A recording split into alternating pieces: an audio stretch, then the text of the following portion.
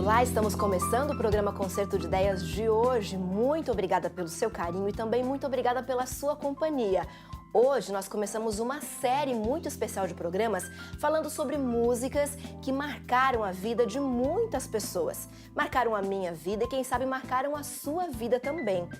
E nada melhor, ninguém melhor do que o compositor dessas canções para conversar com a gente nessa série de 5 programas. Por isso hoje nós saímos do nosso estúdio, do nosso espaço convencional, onde a gente sempre grava o Concerto de Ideias, e viemos para casa de uma pessoa muito especial. Estamos na casa do professor Valdecir Lima. Tudo bom, professor Valdecir? Bem, Betinha, bem. Muito bem, obrigado. Seja muito bem-vindo novamente ao Concerto de Ideias. Prazer é meu.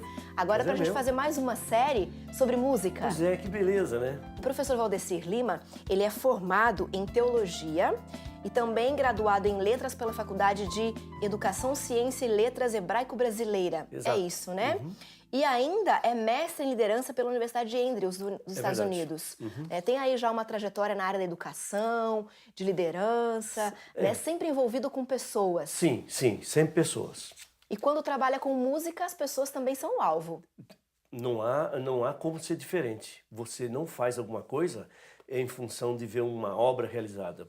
Quando você senta a escrivaninha e você vê um papel na sua frente, na realidade você não está vendo um papel, você vê gente. Uhum. Gente que tem carência, necessidade, gente que está passando por problemas, gente que tem muito para agradecer, gente feliz, gente triste. É da observação que vem, às vezes, essa riqueza de informação e que é o conteúdo necessário para você escrever alguma coisa que vá até as pessoas e as ajude. Não há outra finalidade. É curioso porque a música, ela sempre toca as pessoas, ou uma ou outra, num ponto, em outra área, sempre de alguma forma alcança as pessoas.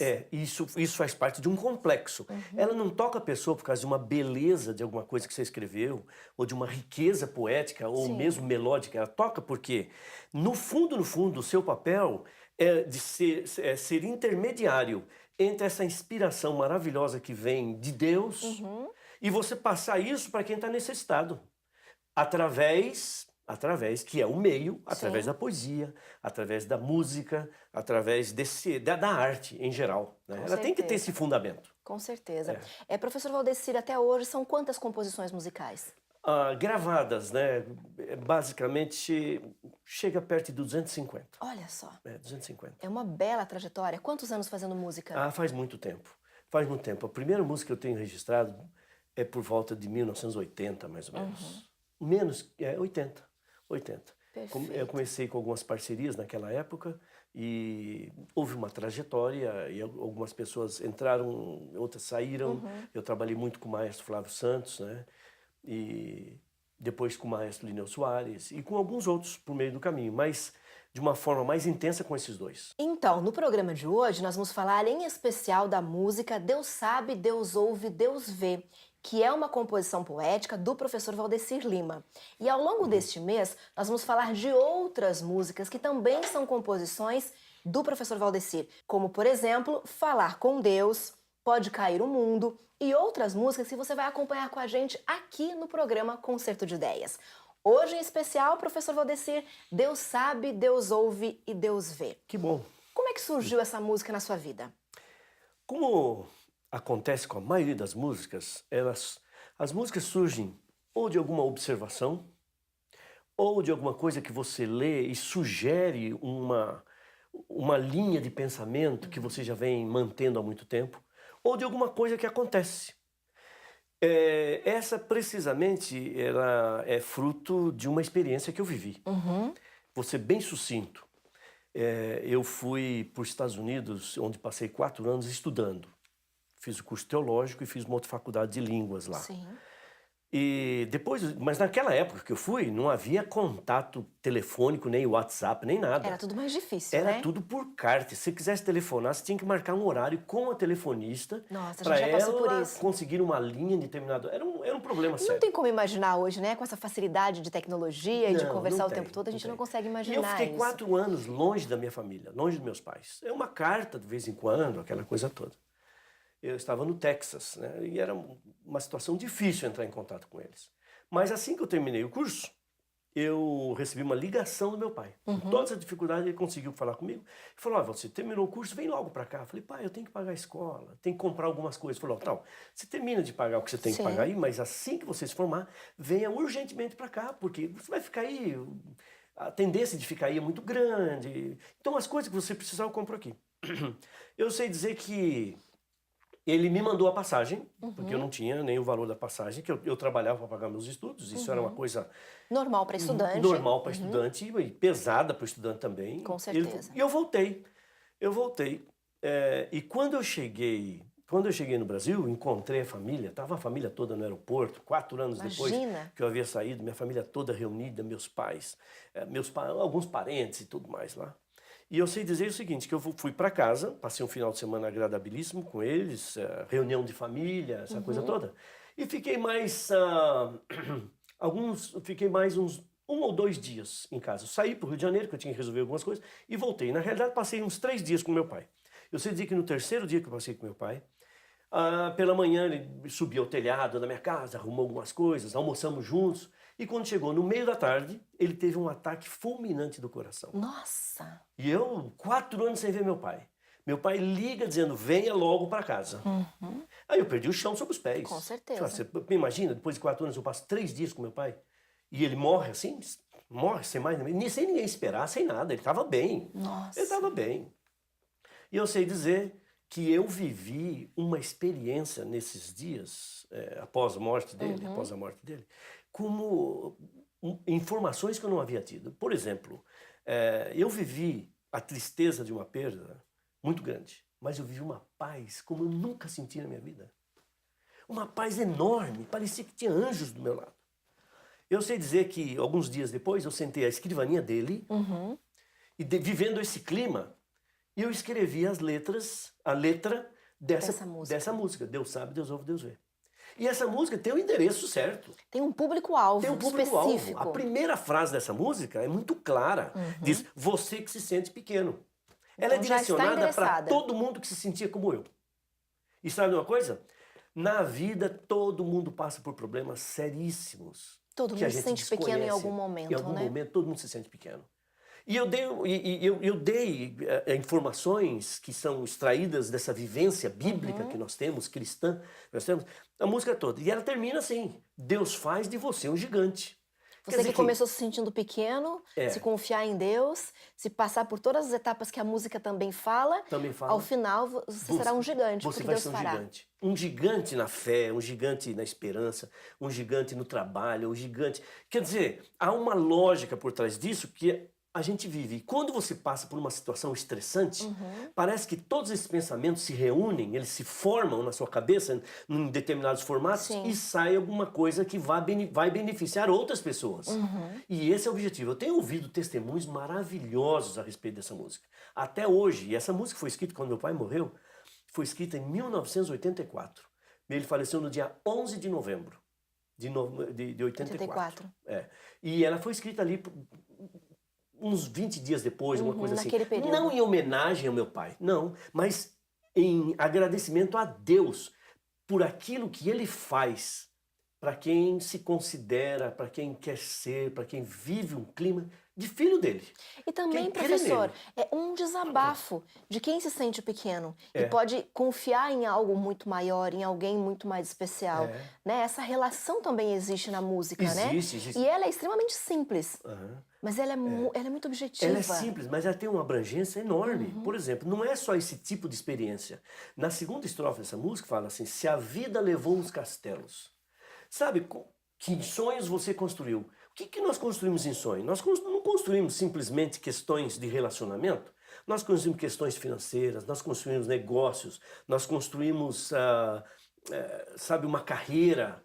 E às vezes vem a vida e leva isso de uma pessoa e ela se sente ultrajada, ela se sente diminuída, ela se sente entristecida, ela se sente magoada, né? Então ali a música fala, se a vida levou os castelos que em sonho você construiu, não dê por vencidos os seus planos. Entregue os seus planos a Deus. Então, se você, a despeito das tempestades, dos ventos contrários, você se sente, sabe, amargurado, entristecido, derrotado, não se dê por vencido. Deus tem alguma coisa especial para você. E você sabe o que é especial? Ele vai fazer de você um gigante. Isso é lindo. Agora, isso é uma coisa interessante, porque todos nós passamos por isso, é uma coisa bem humana, bem vida mesmo, né? Fala das nossas necessidades diárias, É. né? Fala das lutas do dia a dia, fala da rotina do ser humano, né? Do sonho, da realização, essa coisa toda que a gente vive. Então essa música, além dela ser simples e complexa, ela é extremamente prática. Falando complexa, sabe de uma coisa? Ela tem a virtude dessa música não está na estrutura. Tem alguns erros, assim, que nós não deveríamos fazer na poesia. Eu, por exemplo, eu rimo Deus com Deus, por exemplo. Isso né? não é permitido na poesia? Não é que não é permitido na poesia, É né? que não é A poesia, assim. arte é arte. Mas se você vai fazer uma coisa baseada numa métrica, Sim. e baseada num poema que vai ter rimas, né, alternadas ou rimas paralelas, ou seja o que for, você não vai rimar uma palavra com ela mesma. Mas há uma coisa por trás disso que eu acho extremamente interessante, que eu só descobri mais tarde. Eu fiquei pensando, muitas vezes eu pensava, por quê? De onde vem a força dessa música?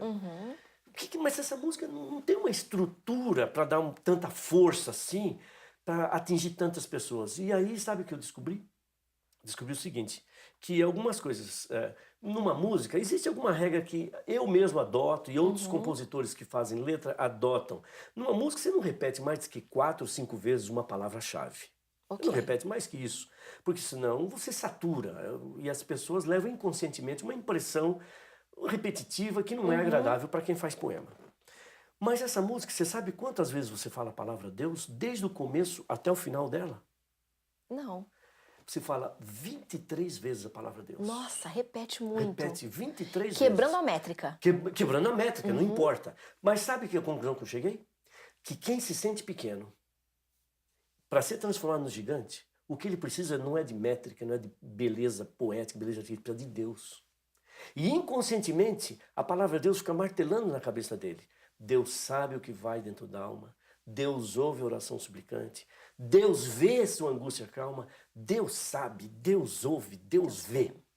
E ele vai repetindo isso, e isso vai lhe trazendo paz. E você, como compositor, começa a perceber que você está sendo usado. Que nada é seu. Com certeza, né? E essa experiência... Essa sensação deve ser incrível. É muito boa. De você se sentir um canal das bênçãos de Deus. Uma ferramenta, né, de Deus também para alcançar outras pessoas. E aí você faz. Isso eu digo para todas as pessoas, não só em função da letra dessa música. Nós temos a impressão que Paulo ele tinha muito poder e coisa e tal. Sim. Mas Atos 11 prova que Paulo, na realidade, não tinha poder humano nenhum. Era um simples homem. Atos 11 diz o seguinte, Deus, através de Paulo, fazia obras maravilhosas que até os lenços de Paulo eram levados para expulsar os demônios, curar os doentes. Mas se levava os lenços de Paulo, Paulo tinha poder? Não. E Deus, através de Paulo, Paulo era o canal. Quando você se esvazia, quando você se permite ser usado por Deus, quando você faz as suas coisas sendo o canal, você confere poder às pessoas através daquilo que você fez. Então eu espero que essa música continue sendo uma espécie de um lenço que as pessoas levem para expulsar sabe, os maus pensamentos, para colocar Deus na sua vida, que Deus vai conferir poder. Não é a música que confere, a música é apenas um canal, né? Mas vai conferir poder à pessoa, porque Deus está agindo através dela. Professor, o senhor passa por vários lugares, por várias igrejas no Brasil, quem sabe até fora do Brasil. O senhor acompanha histórias, testemunhos, pessoas que chegam e contam, olha, essa música mudou minha vida. A partir dessa música, Deus sabe, Deus ouve, Deus vê.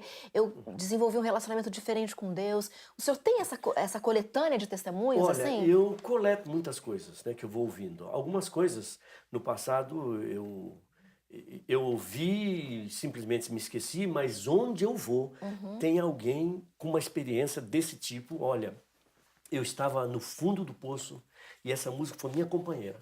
E hoje eu me sinto muito bem, eu falo graças a Deus. E é Deus mesmo. Porque o senhor foi o canal. Porque o canal.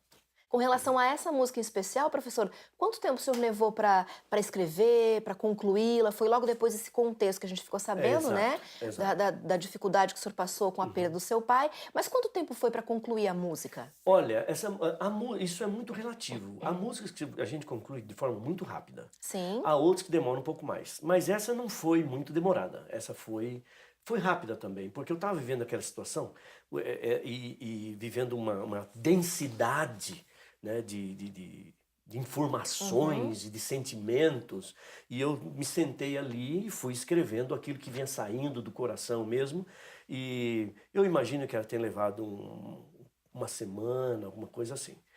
Fui para o colégio, me encontrei com Uhum. o Flávio Santos, conversamos e ele conseguiu colocar na música toda a dramaticidade que a letra sugeria, né? A gente está conversando hoje então com o professor Valdecir Lima sobre as composições que ele fez, inspirado por Deus, né, Uhum. para levar essas mensagens tão lindas, tão reconfortantes para cada um de nós, né, que ouvimos, que acompanhamos, que vivenciamos experiências incríveis a partir das músicas, né, que são composições poéticas do professor Valdecir Uhum. Lima. A gente vai para o intervalo rapidinho. No próximo bloco a gente vai falar mais ainda sobre a música Deus Sabe, Deus Ouve, Deus Vê.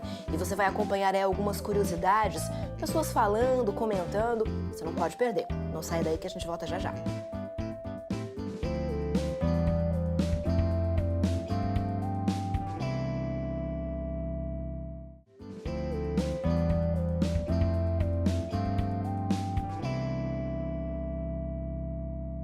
Quando a gente fala de Deus sabe, Deus ouve, Deus vê, eu não sei te dizer a minha sensação inicial com ela, porque faz tanto tempo. É uma música muito forte, então eu tenho certeza assim que já foi uma paixão à primeira ouvida, né? E eu lembro de ter cantado muitas vezes, então certamente aquilo falava para mim. Hoje em dia eu tenho até dificuldade de cantar essa música, porque eu acho ela muito emocionante.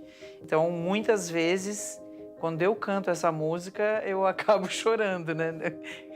Fica uma interpretação assim um pouco complicada, porque eu acho a mensagem dela, e depois, né, com o tempo, é que eu soube da história dela e como ela tinha sido feita. E aí, hoje em dia, quando eu canto, eu já tenho todo esse contexto, então é uma música que me emociona, diria que cada vez mais. A música Deus Sabe, Deus Ouve, Deus Vê, realmente ela me surpreendeu pelo número de solicitações para gravação. Muita gente gravou e até hoje continua gravando. Que eu me lembre, a primeira pessoa que fez uma gravação dela foi a dona Zilda Azevedo. Gravou e a música já começou a dar resultados. Resultados que eu digo é respostas espirituais. Gente sendo transformada, gente sendo abençoada por essa canção e coisa e tal. A outra pessoa que gravou também de uma forma bem marcante foi a Sonete Costa, num CD que ela lançou. Eu acho que o CD devia se chamar Conhecer Jesus é Tudo, tenho a impressão, né? Que ela lançou essa música junto. E atualmente, né? Atualmente eu estou pegando alguns elementos importantes dessa trajetória. Atualmente, a última gravação que eu tive notícia, que é uma gravação fenomenal, gravada com a Orquestra de Praga, e foi lançada pelo Spotify agora em janeiro, que foi a gravação do Léo Gonçalves, que me deixou extremamente lisonjeado, porque eu considero o Léo Gonçalves um expoente musical, uma tremenda capacidade, uma riqueza musical muito grande.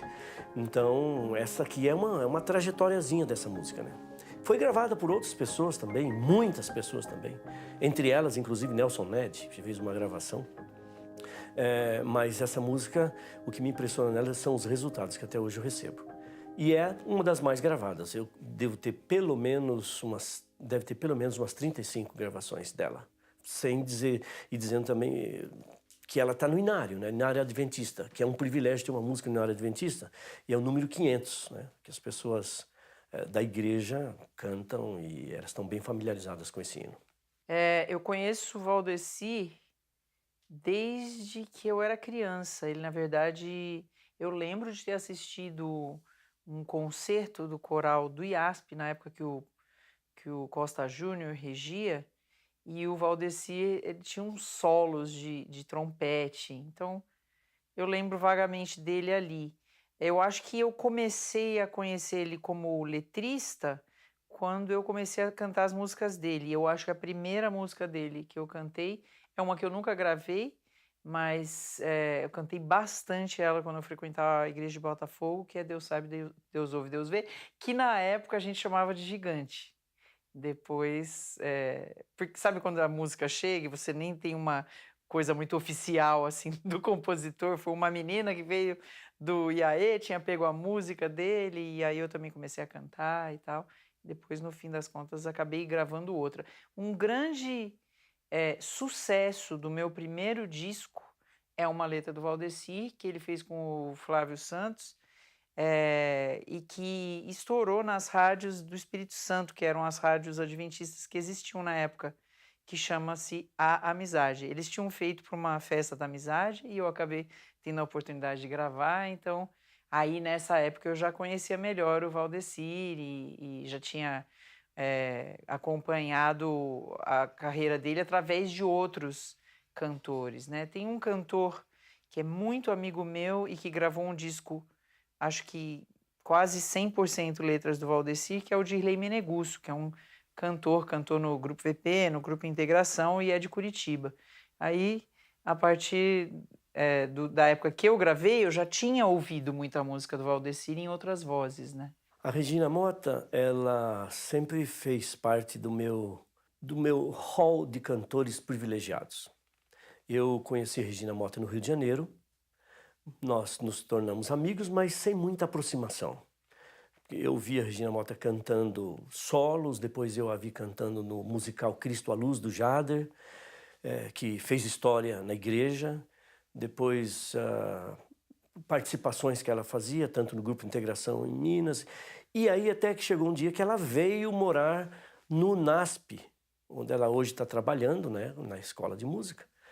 E ela veio morar para cá e eu tive o privilégio de me aproximar mais e de ver algumas coisas minhas sendo cantadas, inclusive gravadas por elas. E muitas das coisas que eu escrevo junto com o Maestro Leão Soares, do Novo Tom, tem solos da Regina, inclusive, e a gente agora está mais próximo. Esse final de semana mesmo nós saímos para fazer uns trabalhos de workshop, palestras e aulas sobre música, com a presença do Marcel Freire, Lineu Soares, Regina Motta e nós juntos, né? E eu tive o privilégio de falar e ela cantar.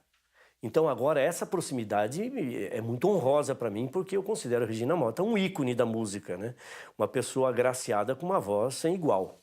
Então essa é mais ou menos de uma forma muito superficial essa trajetória, né? Porque no início eu aqui em São Paulo não ia muito para o Rio de Janeiro, ela morava no Rio de Janeiro, e agora ela está aqui próximo, então a gente acompanha mais o trabalho e o desenvolvimento dessa carreira dela, né? Que eu tenho o privilégio de, vez por outra, me aproximar a essa carreira e a gente fazer alguma coisa junto, como aconteceu agora nesse final de semana em Porto Alegre.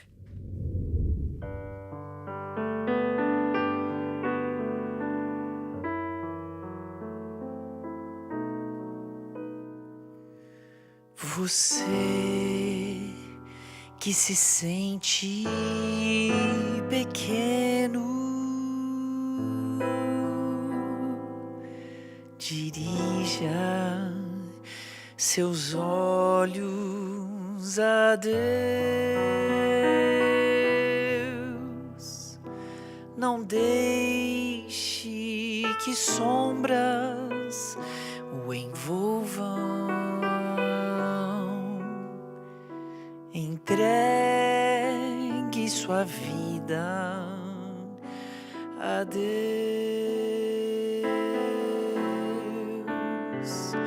Deus sabe o que vai dentro da alma. Deus ouve a oração suplicante. Deus vê sua angústia e o acalma. Deus faz de você um gigante. Deus sabe o que vai dentro da alma. Deus ouve a oração suplicante.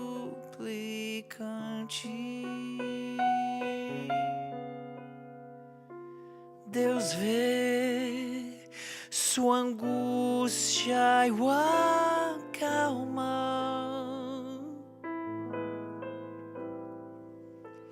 Deus sabe, Deus ouve, Deus